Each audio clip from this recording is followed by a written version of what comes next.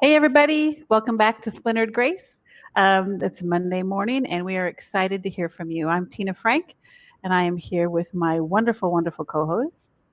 Hi everyone. Bonnie Violet here. So glad that you're here. I'm a transgender queer drag queen, and I'm really excited for our episode today.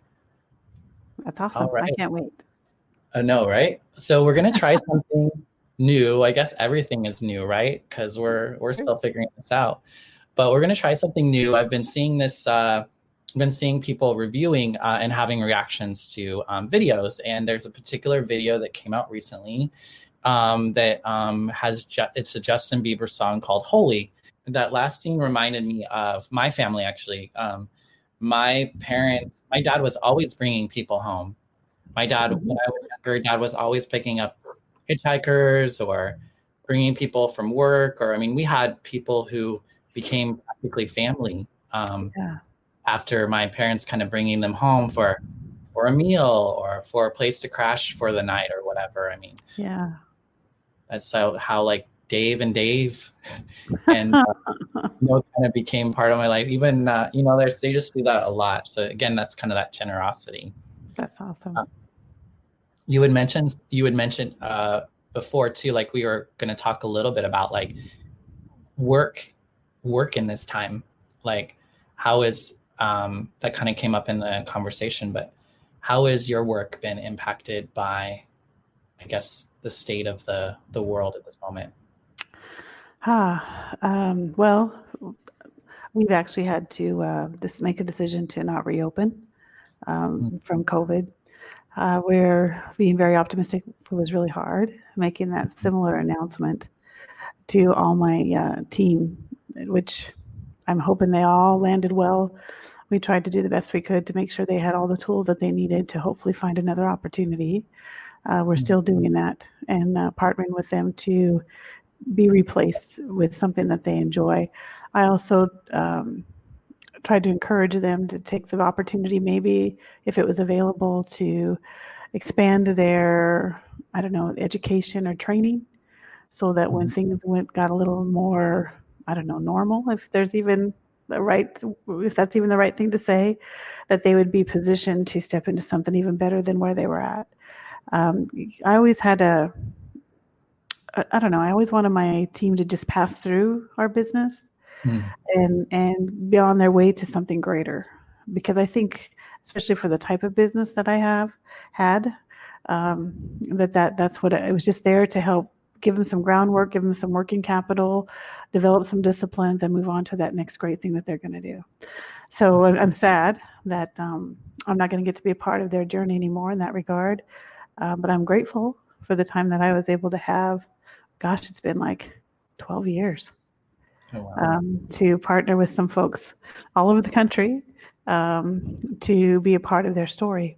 And I pray every day that they're all landed well, that they're moving in the right direction, and that maybe once in a while, if they think of us and the opportunity that we were able to share, that they would give us an extra prayer. So, Yeah. but yeah, it's tough. And I felt guilty for a long time about it, but I've realized that, you know what, change is good. And as uncomfortable and crazy as it can be, I know that we're going to figure it out and be all right. And I just got to believe that they're all going to do that as well. Yeah, So thanks for asking. for sure. It's a big loss. It's definitely an adjustment.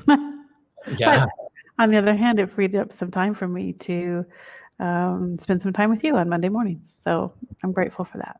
Do some new things. Yeah, absolutely. Absolutely.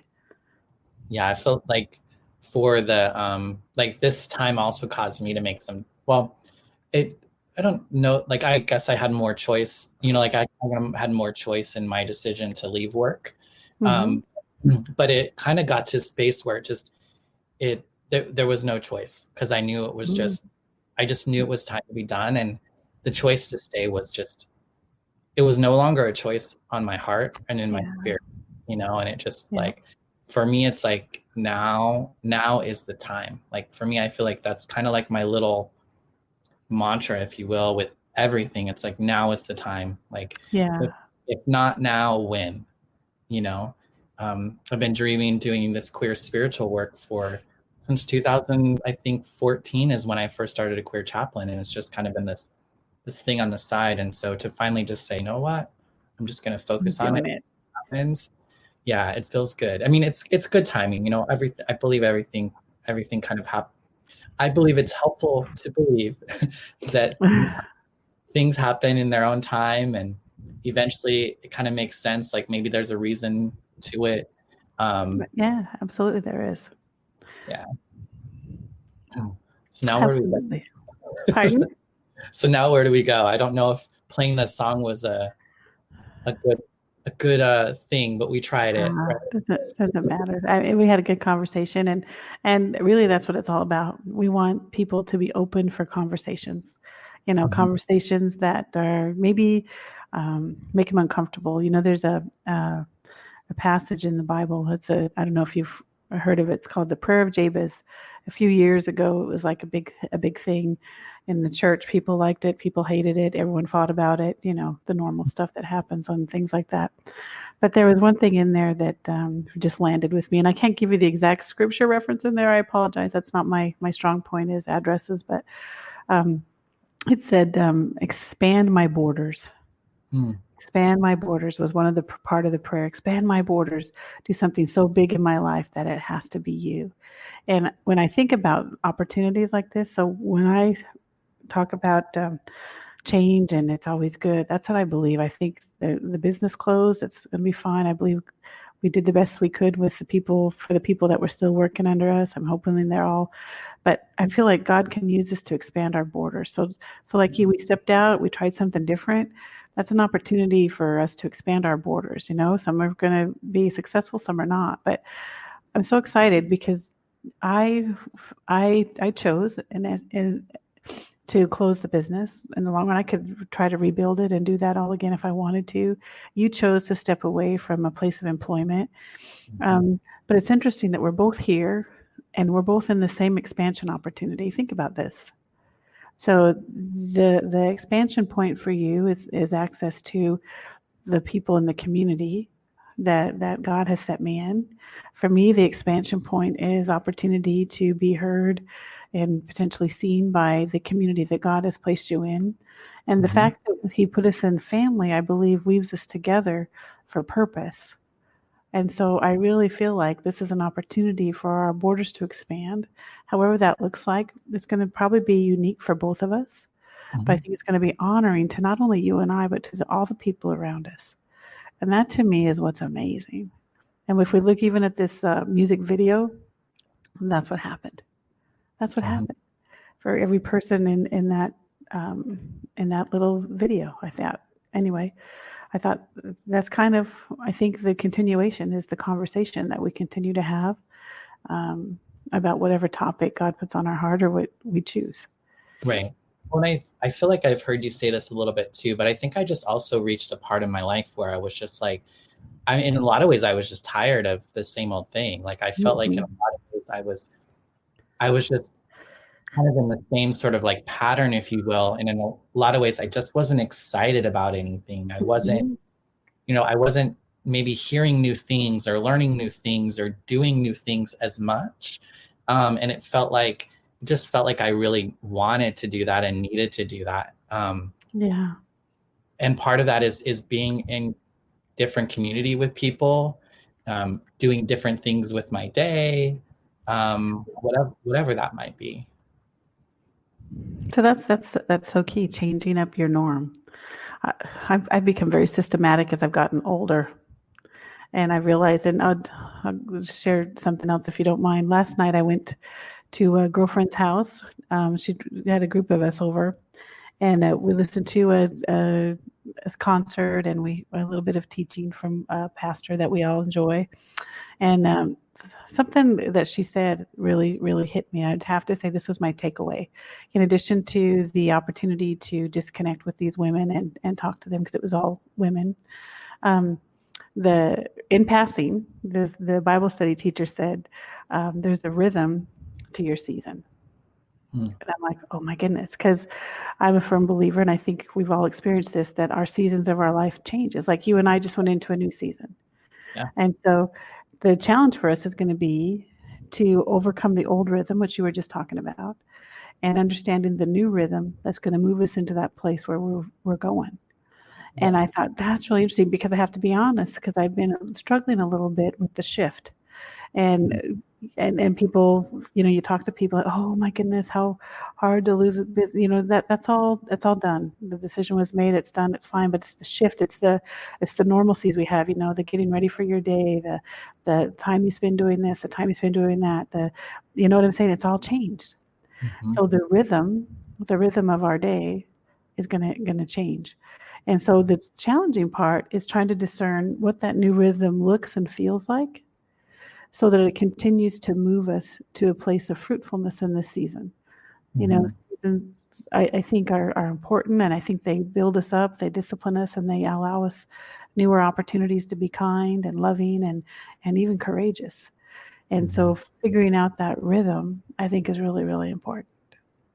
Yeah. Well, and I mean, to not to get all spiritual and stuff, but I mean, I think, it's, for me, I feel like this, I feel like, I feel God in this moment, and everything that's happening. I feel like, I don't necessarily believe like God is doing it, but it's happening. I don't know. It's happening in a way in which I think it's creating an opportunity for people to have like a shift, like a psychic shift as a whole, as like a group of people. And a bunch of us are kind of experiencing it a little bit differently. But I think as a spiritual person, I've always felt like a big part of, and even like a different kind of spiritual person, if you will, I think the key is for me is to be where I'm supposed to be when it's time to say or do the thing that needs to be done in order to cause a positive shift, if you will, or whatever. But I feel like we're not the only ones who felt like, we're not the only ones that our life was maybe, or I'm not the only one whose life was mundane, that felt like it was full of a bunch of crap that just didn't really matter, that didn't really give me life, that I was kind of doing it because I had my health care, or I had some money, like I could pay for my rent, or maybe even felt nice to have a job in one of the top research, units on the globe, but none of that stuff really was satisfying. None of it was really I don't know. It just was kind of I don't know. It was just kind of meh, I guess. Yeah, I hear you. I hear everything. It gets mundane. I think you're right. And I think we all desire that, when you first started, it wasn't like that. It was exciting and all these things you're going to do and the opportunity. No, it wasn't for you. Not the reason, at least, but. So I think you're right. There's a lot of people dealing with mundane. So how do we break mundane cycle? How do you think we do that? Well, I think for a lot of people, it's almost like forced. It's out of pain. I think pain is one of the biggest touchstones for change. I know that's been my experience.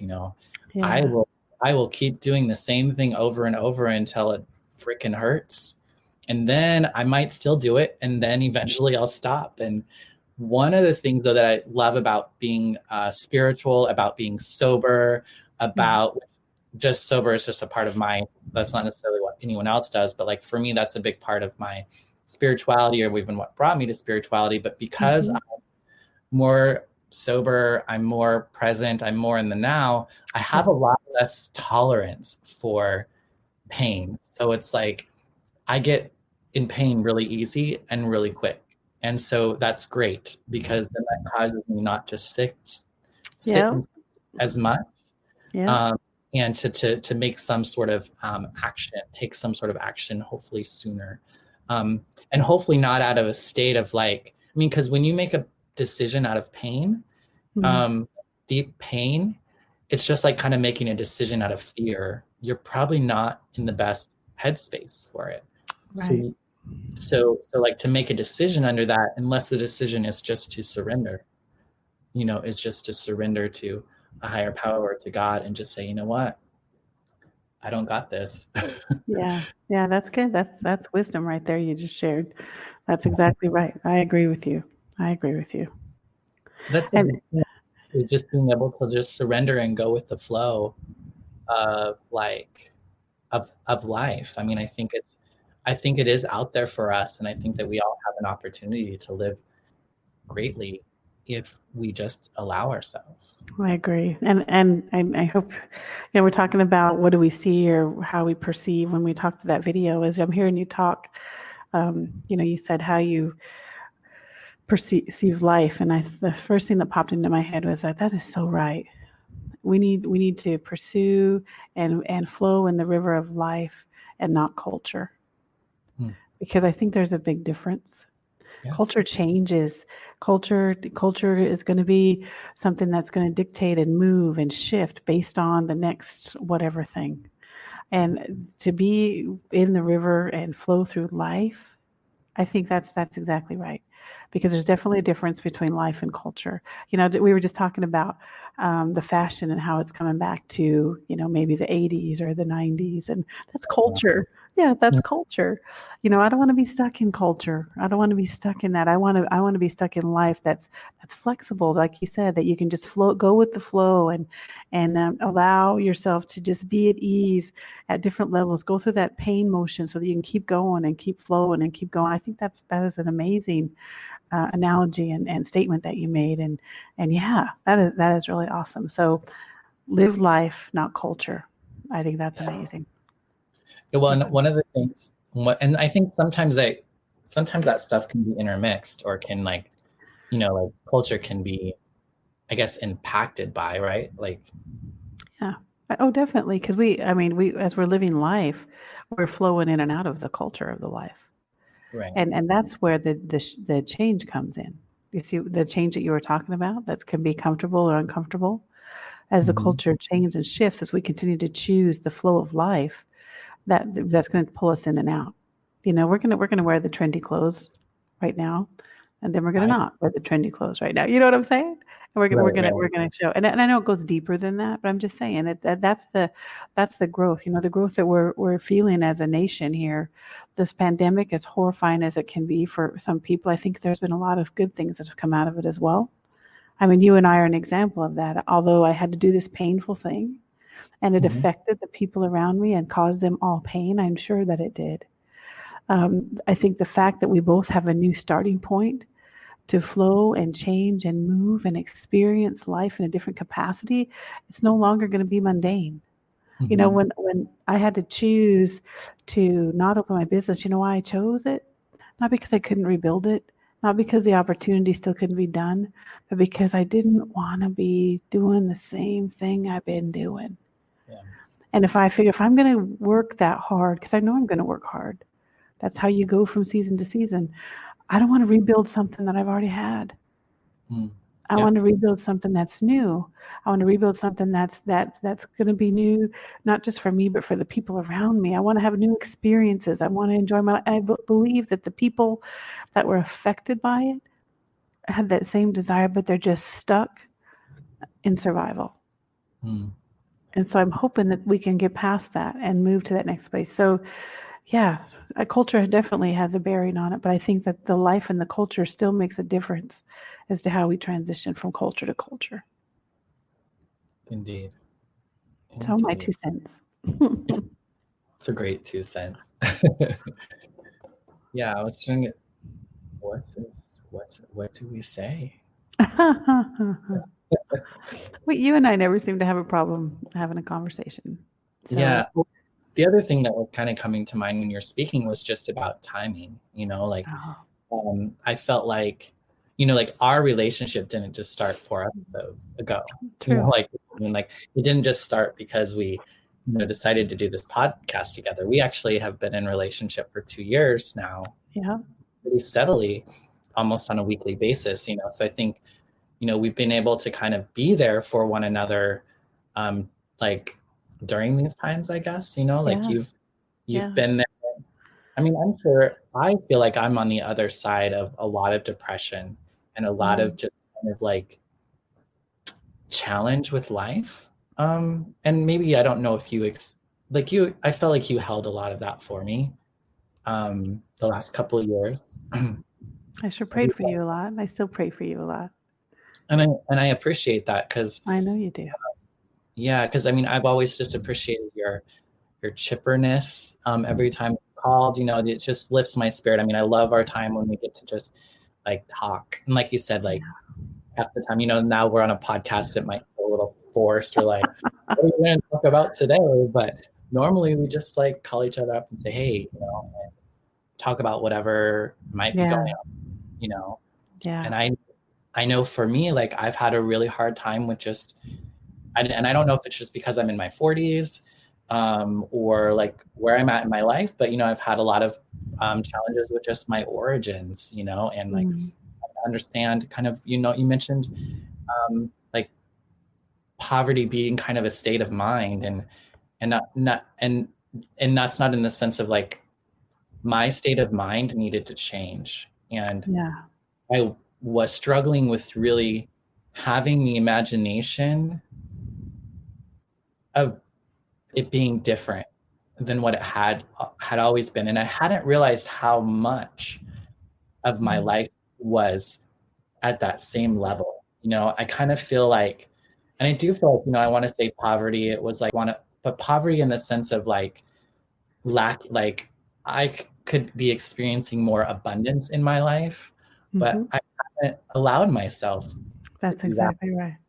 And I believe I've been told somewhere, somehow I got the belief that I didn't deserve abundance, and that maybe even abundance was actually kind of like selfish, greedy, not Mhm. cute, Yeah. and Yeah. and that's just like kind of a lie, maybe. It Um, definitely is a lie. No, maybe. It definitely is a lie. It yeah, definitely is I a lie. feel like you figured that out a little bit more than I have. Maybe. And I think it's just because I've allowed myself to be more free in my thought processes.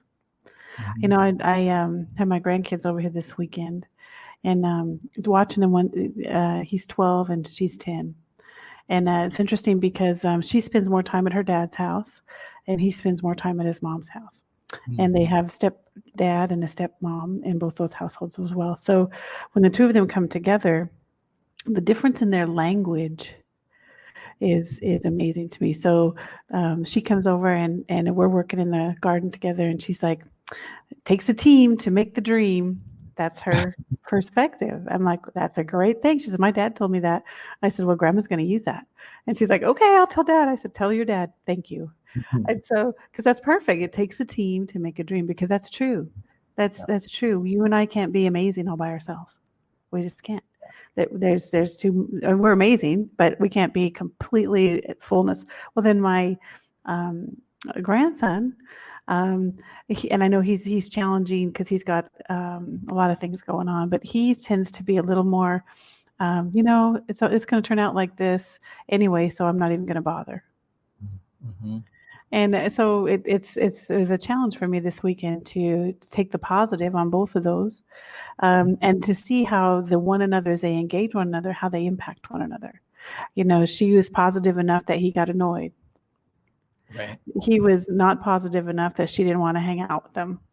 Mm. So when I look at these kids, and these are kids just figuring it out, and you know what? They have amazing parents, and parents don't do stuff right. They just don't. I didn't do stuff right. My parents didn't do stuff right. It's just not. I'm not going to be a great grandparent. I mean, good, but I'm going to make mistakes. So when I look at these kids, so I've learned that the first thing I need to do is just be positive and be stable. Mm. That's the best thing I can do for the people around me, is to stay positive and to stay stable. When the opportunity comes and that I think that they'll hear me, then I'll offer up something for them to consider. And I think that's another thing that we have to be careful of, because we can offer up things for people to consider, but we can't dictate that they receive it.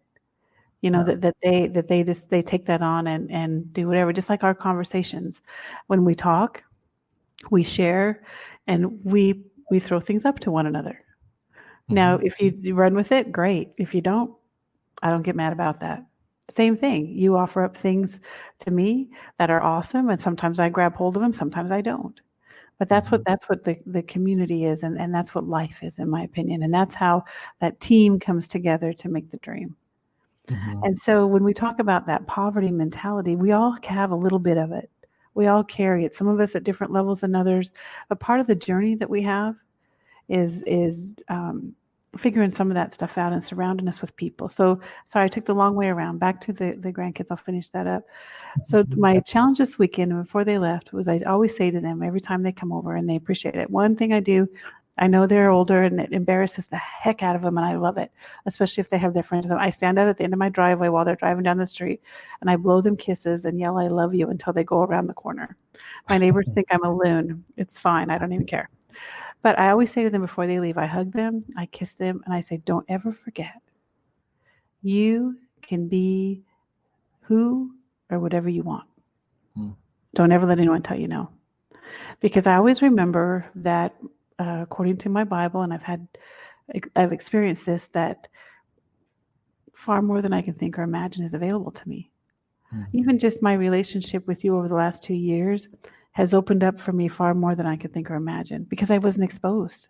How can I imagine it if I'm not experiencing it and understanding how it is? You know, I have this little corner of the world, and I think everything is all right here, but it's not. And so if I don't allow myself to open up, and if I don't allow myself to not be stifled by the things that people have around me, because I can't give you something that I don't have. So if you feel joy around me, it's because I have joy. If you feel inspired around me, it's because I'm being inspired. Do you know what I mean? Yeah. So if we can break those cycles, and if we can be that for the other people, even if they're just, on our podcast, just for one another, the lady at the grocery store, that is defeating poverty. You know, and that equates to how people sell themselves out into the marketplace. Yeah. Think about it. You know, they say one person does this job for this amount, this person gets more for it. Well, who was a part of that negotiation? You and whoever was offering the job. I've more than once had someone say, "Oh, this is this much an hour," and I said, "I'm sorry, my qualifications and my expertise demands this much money. You can't have that. Fine, I'm out of here. I don't take the job. I find the right job. I pray about it. I reassess, and I go again." I only did that this last time I interviewed for this job. The last job that I had was the first time I ever, well, it was the first time that I ever negotiated pay and was See? to say no. I mean, I got $20,000 more than what, normally it was, it's not, I didn't make it's a lot of money. Like, it's important. They offered me a little less than 50,000. By the time I left, I had 70,000. So it's like it was a big difference, but I had to negotiate it. I had to be willing. I was scared.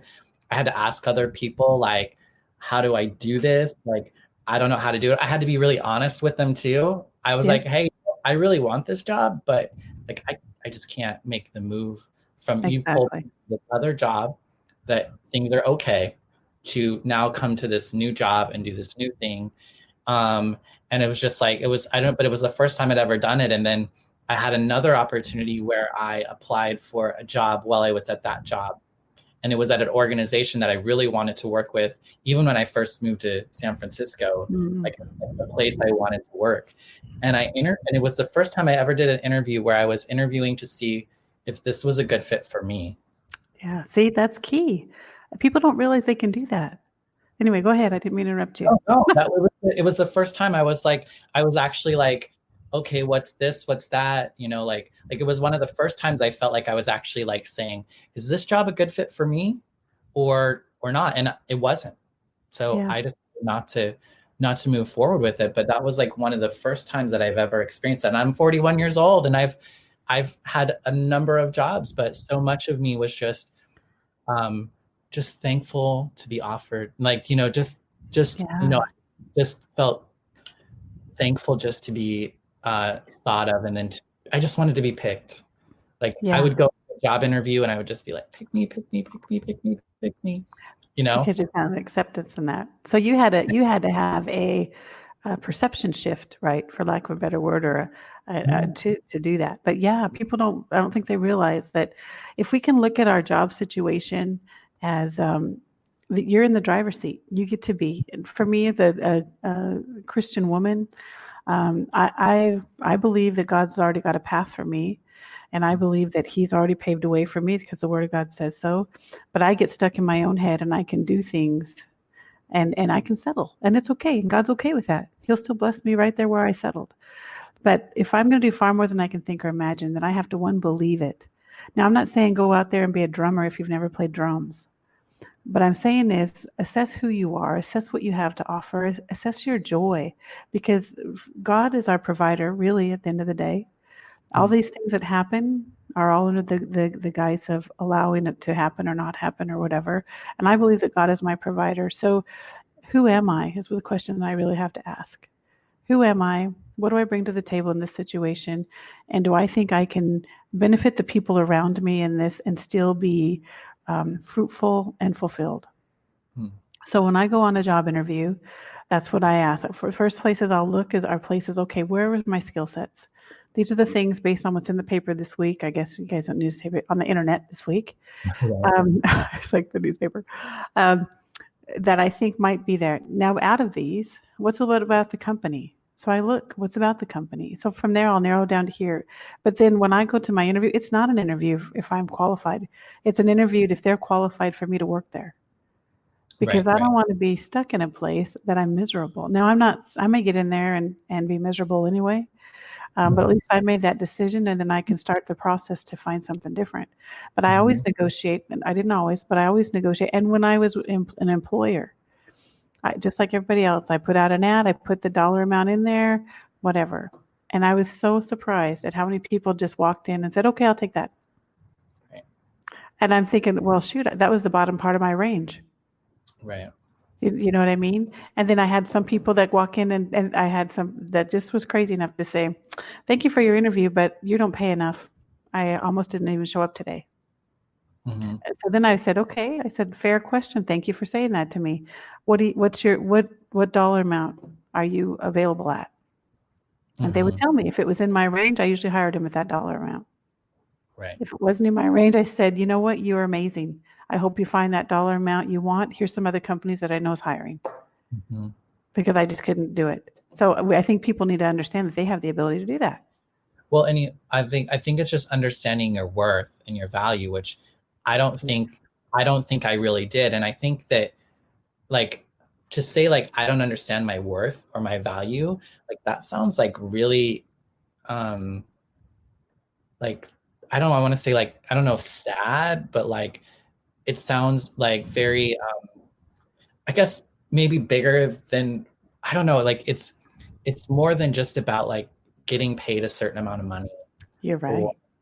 Or getting a certain job. Like, you're right.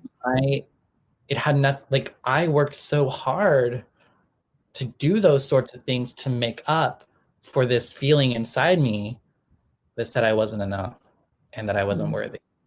I didn't go to college. I whatever, you know, and like that was really the core of everything for me. It really had nothing to do with all this sort of stuff. And I've spent most of my life, as amazing life as it is, and I wouldn't change anything, but a lot of my drive and a lot of my motivation has been without grace, but actually with like trying to earn my and validate my existence, which is not of God. Like that's not how it was created. That's right. But it's been my experience, and it's been my experience for a reason. I believe that the way that I make that better is I can turn that into an asset. You know, I can turn my experience into something that people can identify with, and maybe, you know, like just like I'm beginning to have a new experience, and I have progressively, you know, like this has been a progressive thing. Like I've more and more and more and more and more I've realized my value and my worth. And, you know, so it's not to say that like it's just like a, you know, like I'm shit and then like I'm amazing. It's like I'm shit, I'm slightly better than shit, slightly a little better than that, and then a little better, and then a little bit, you know what I mean? Like, so it's been exactly a thing, but there still isn't quite that alignment of like, okay, this is like me, and this is like, I don't know, like I feel like there's more of like a bound, like I'm in alignment with where I should be, Yeah. in the way that I see myself and the way that I see myself in the world, and I see that people respond to me in the world and all that sort of stuff. Does that make sense? Yeah, makes perfect sense. Perfect sense. Whereas I feel like for so long I was just trying to grab to this space that I wasn't at yet, for whatever reason, and now it's just kind of like, it's just, you know, like if I can do that, like a straight line. Yeah, and you're so right. And I didn't mean to go off on a work related or money related things. That's not what I was going. So that was perfect. So people need to understand their worth. Their I don't know. They're just their creative worth, or they're just, I don't even know how to put a word on it. Their whole package worth. Right. Because you're right. It's not about all that other stuff. It plays out in everything though. Like, I mean, I think of it, what you can look at, like for me, I can look at one thing and I can look like for me, it became really easy for me to see that at work and how I showed up. It was really easy for me to see that. I can see it now in my romantic and sexual relationships, that there has been this, like, again, like me coming to it as if I didn't have the value, like I didn't hold my, like I held my, I don't know, it was like I settled for all I thought I could have, instead of reaching towards something bigger, or better, or even just more in alignment with my, like my soul and my spirit. Like, and it's not and that's, I think, the thing, like when we talk about worth and value, it's not a judgment call, right? It's just the reality, like it's just the truth of where you're at. Like, it's not like I'm not like a horrible person because I struggle with understanding my worth. Like, it's not, you're not.